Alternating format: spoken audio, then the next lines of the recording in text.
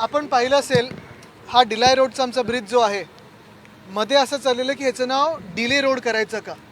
कारण सरकारमध्ये असताना आम्ही पाठपुरावा सतत करत होतो. रेल्वेकडून एकदा सांगितलं गेलं, गर्डर चोरीला गेला, दुसऱ्यांदा त्यांचं परत कास्टिंग चुकीचं झालेलं. हे सगळं होऊन मला वाटतं 5-6 महिन्यापूर्वीकडे हा ब्रिज महानगरपालिकेकडे हस्तांतरित केला गेला. त्यानंतर आपण पाहताय महानगरपालिकेचं काम इथे चालू आहे. अर्थात कोणाची बाजू घेणार नाही, पण महत्त्वाची गोष्ट हीच आहे की जर मार्च एप्रिलमध्ये खडी घोटाळा झाला नसता तर हा ब्रिज दोन्ही बाजू आत्ता ज्या स्थितीत आपण ह्या एका बाजूला उभा आहोत तशा दोन्ही बाजू आपल्याला दिसले असतात. असो, प्रत्येक महिन्यात मी असीन, सुनील शिंदे साहेब असतील, स्नेहलताई असतील, सचिन भाऊ असतील, आमचे सगळेच, गोपाळजी असतील, सगळेच इथे येऊन पाहणी करत असतो. कुठेही अडथळा निर्माण नाही होणार ह्याची काळजी घेत असतो आणि इकडच्या स्थानिक रहिवाशांना सांगत असतो की कुठपर्यंत पोचलेला आहे. तसंच BMCवर देखील आम्ही दबाव टाकत असतो की हा ब्रिज लवकरात लवकर पूर्ण व्हावा, कारण हा ब्रिज महत्त्वाचा आहे. हा जसा ब्रिज बनेल मला ह्याच्यानंतर एल्फिन्स्टनला हात लावतील, कारण तिथून वरळी शिवडी कनेक्टर जो आम्ही आमच्या काळात सुरू केलेला त्याचं काम सुरू होईल. आता महत्त्वाची गोष्ट हीच आहे की आपण ज्या बाजूला उभे आहोत तिथे आपण पाहता डांबरीकरण सुरू आहे.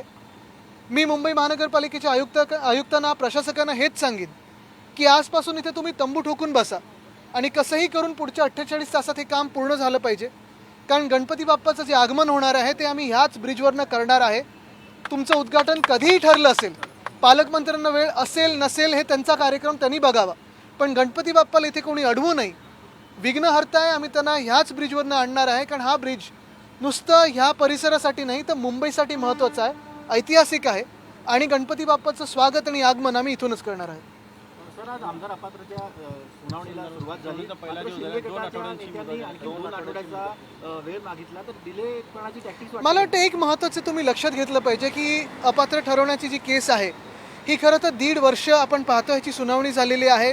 आता अध्यक्षांचे दारी आहे, आजपासून त्याची सुनावणी झाली, पण मला हेच अपेक्षित आहे की लवकरात लवकर व्हावी, डिले होऊ नये. कारण हे नुसतं राजकीय पक्षांचा विषय नाही आहे, हा नुसतं आमदारांचा विषय नाही, हा आपल्या देशातल्या लोकशाहीबद्दलचा विषय आहे. लोकशाही मजबूत आहे की नाही आणि एखादं घटनाबाह्य सरकार, गद्दारांचं सरकार, गुंडगर्दी करणारं सरकार आपल्या डोक्यावर जे लादलं गेलेलं आहे, जे महाराष्ट्र द्वेषी सरकार आहे, हे या महाराष्ट्र राज्यामध्ये असं सरकार किती दिवस टिकू शकतं. आत्ता पाहिलं असेल आपण जगातले अनेक देश आपल्या राज्यात, आपल्या देशात येऊन गेले G20च्या निमित्ताने, पण एकच खंत ही होती की एक राज्य असं आहे जिथे घटनाबाह्य सरकार बसलेलं आहे, जे सरकार खोके सरकार म्हणून जाणलं जातं. असं सरकार आपल्या राज्यात असताना पैशाची उधळपट्टी चाललेली, घोटाळे सुरू आहेत. जसं सांगितलं, हा ब्रिज देखील खडी घोटाळा झाला नसता तर हा ब्रिज आत्तापर्यंत पूर्ण झाला असता. तर हे लवकरात लवकर निकाली लागावं ही मनाची इच्छा आहे. मराठा आरक्षणासंदर्भात उपोषणाला बसलेले मनोज जरांगे पाटील यांनी उपोषण सोडलेलं आहे. मात्र मराठा आरक्षणाच्या मागण्या ज्या आहेत त्या मात्र पूर्ण आज उपोषण त्यांनी सोडलेलं आहे, असं आम्ही पाहिलं सगळ्यांनी टीव्हीवर. पण ज्या मागण्या होत्या, मला अशी इच्छा आहे, माझी अशी साधारणपणे मान्यता आहे की जे काही या सरकारने आश्वासनं दिली ती पूर्ण करतील. आणि दुसरी गोष्ट म्हणजे हे जरी झालं असेल तरी ज्यांच्यावर लाठीचार्ज झाला होता, ज्यांच्यावर गोळीबार झाला, तिथे आपण बंदुकीचे शेल बघितले, ज्यांची डोकी फुटली, त्यांना न्याय मिळेल आणि ह्या महाराष्ट्रातल्या सरकारमधला खरा जनरल डायर कोण आहे हे जनतेसमोर येईल, ही खरी इच्छा आहे. आता तुम्ही संभाजीनगरच्या दौऱ्यावरती जाणार आहेत आणि राज्य मंत्रिमंडळाची बैठक देखील होणार आहे, त्यापूर्वी तुम्ही तिथे जाणार आहात? नाही, बघा, ते काय मंत्री लोक तिथे जातील, हे सरकार जे आपण बघताय खोके सरकार आहे, काहीतरी थापा मारून येऊ शकतं. पण आम्ही जे जात आहोत ते महत्त्वाच्या कामासाठी जातो. छत्रपती संभाजीनगरच्या आसपासच्या परिसरामध्ये आपण पाहिलं असेल, जरी पाऊस थोडाफार आत्ता लागला असेल तरी पिकाचं नुकसान झालेलं आहे, दुष्काळ पडलेला आहे.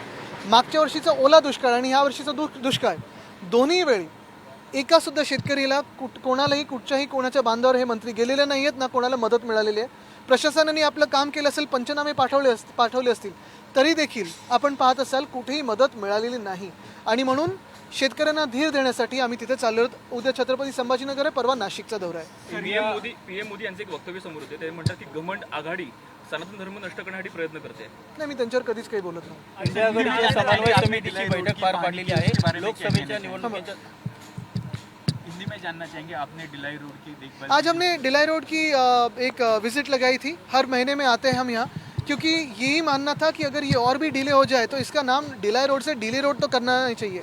लेकिन एक ही बात है, अगर आपने देखा होगा, एक भ्रष्टाचार सामने आया होगा, अप्रैल में था वो, जो ग्रेवल का होता है वो स्कैम हमने सामने लाया, जनता के सामने लाया। अगर वो स्कैम नहीं होता तो आज ये रोड क्या गोखले रोड भी पूरी तरह बन जाता था। लेकिन आप कह रहे हैं कि आह्वान है कि अगर रोड ऑफिशियली चालू नहीं भी किया गया तो गणपति बापा का नहीं, काफ़ी सारे काम ऐसे हैं, जैसे सूर्य की जो एक स्कीम है वसई विरार में पानी की, वो भी इनॉग्रेशन के लिए रुकी हुई है, उसका भी हमने आंदोलन छेड़ा था। काफ़ी सारे ऐसे काम हैं, मुंबई में हो, महाराष्ट्र में हो, जहां ये सरकार को वक्त नहीं है, समय नहीं है, दूसरे लोगों को कैसे अपने पार्टी में लिए जाए उसी पे पूरा ध्यान है, लेकिन कामों पे ध्यान नहीं है। काम की बात कोई करता नहीं है, इसी पे फोकस नहीं, इसलिए ये काम इनॉग्रेट नहीं होते हैं। लेकिन मैं यही कहना चाहता हूँ कि जो गणपति बापा का आगमन होगा वो इसी ब्रिज से होगा और आने वाले 17 तारीख को होगा। 370 हटाने के बाद भी JNK में हमले हुए कल, उसके बारे में क्या कहना चाहिए? कल वो तो हुआ, लेकिन बीजेपी के कार्यालय में क्या हो रहा था? एक तरफ आपने देखा होगा 3 जवान हमारे शहीद हुए, दूसरी तरफ अगर आप देखें तो बीजेपी के कार्यालय में सेलिब्रेशन था। ऐसे कुछ कभी बात हो सकती है हमारे देश में?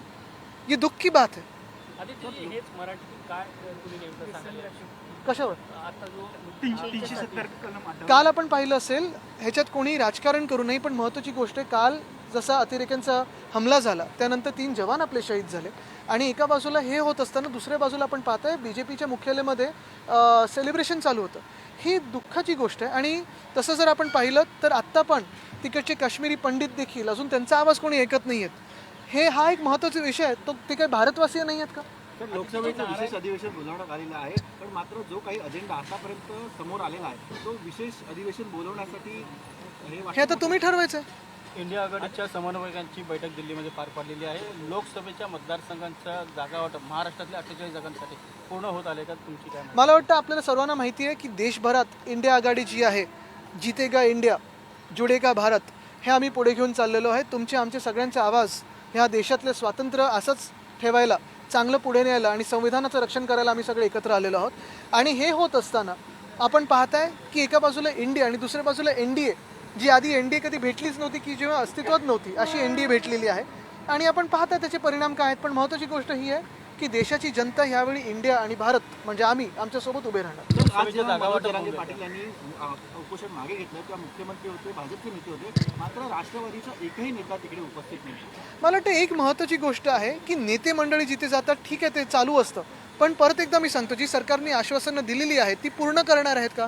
आणि दुसरं म्हणजे माझा पुन्हा मागणी हीच राहील की जे जनरल डायर आहेत, ज्यांनी लाठीचार्जचे आदेश दिले, ज्यांनी तिथे त्या SP सांगितलं असेल की लाठीचार्ज करा, कोण हे मंत्री आहेत? गृहमंत्री आहेत का की दुसरे कोण मंत्री आहेत ज्यांनी हे आदेश दिले? हे लोकांसमोर आलं पाहिजे। आदित्यजी आश्वासनांचा मुद्दा एक पत्रकार परिषद घेतलेली आहे, जाऊ दे। उद्धव ठाकरेंवरती टीका केलेली आहे। ज्यांना 16 वर्ष आमच्यावर टीका करायला पगार मिळाला आहे त्यांच्यावर काय बोलायचं? देश विदेशातील प्रत्येक घडामोडींचे लाईव्ह अपडेट मिळवण्यासाठी आता साम टीव्हीच्या सर्व सोशल मीडिया प्लॅटफॉर्मला लाईक, फॉलो आणि सबस्क्राईब करा। तसंच सर्व नोटिफिकेशनसाठी बेल आयकॉन प्रेस करायला विसरू नका।